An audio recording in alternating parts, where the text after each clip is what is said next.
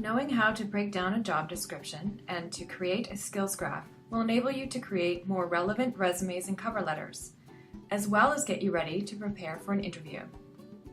The learning outcomes for this unit are: determine the top skills and attributes required for a job, understand how and why to create a skills graph. Let's start at the top with the job title. Sometimes you can get a sense of what a job will entail just by reading its job title. Other times it will be too hard to tell. In this example, we can guess the job is likely to require some form of working with people in the service industry. The company overview gives you insight into a company's values or missions. This section can also provide a summary of the work being done by the company or organization. The overview can be used when you are creating a cover letter. Maybe the company mission aligns with your vision of doing meaningful work. This idea will be explored more in the cover letter module. Job location is important. Be clear about how far you are willing to commute.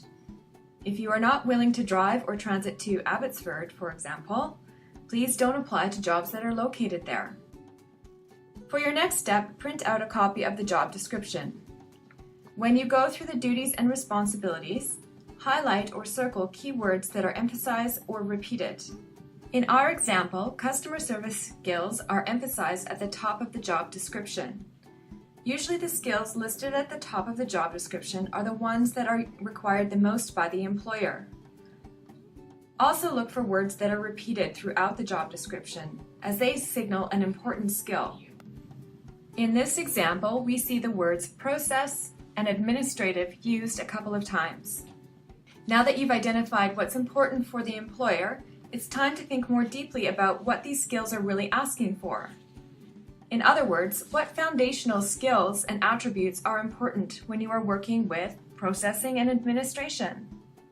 Thinking more deeply about what this employer wants will ensure that you are more competitive. For processing or data entry, some foundational skills that are important are attention to detail, efficiency in typing and clerical work, being organized. Attributes or characteristics that are important in customer service are being friendly, learning quickly, and in this job description, it also states that having a second language is an asset. Now you're ready to create a skills graph. A skills graph will help you organize your foundational skills that most jobs will require with your specific examples. You will be able to use your skills graph in creating your resumes, your cover letters, and when you need to prepare for interviews. List the foundational skills in one column. Then in the second column, provide your specific example that will demonstrate or prove how you have this skill. In our example, the skill is being organized. The example that is listed is manage full-time school with a strong GPA as well as volunteering. Please note the level of detail. You will need to provide this much detail when you are creating your resume, cover letter, and when you provide answers in an interview.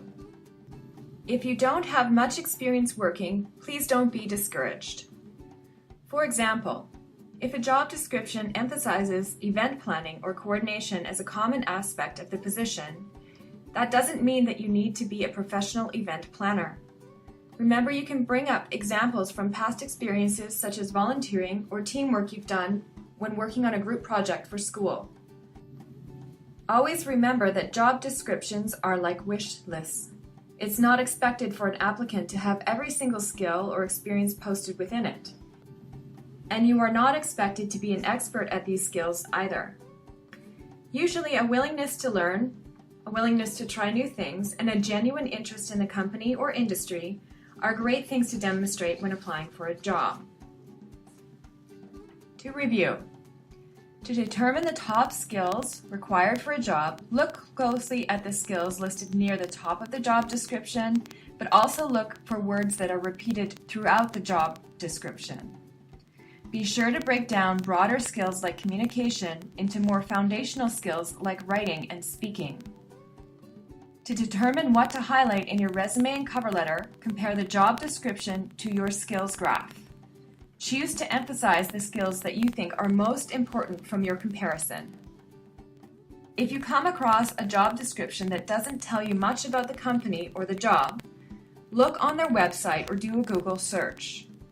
Also go to your co-op office to see if there's a past work report from a student who may have worked at the same job or at least in the same company. And finally, check out our learning community. There are several resources and blogs written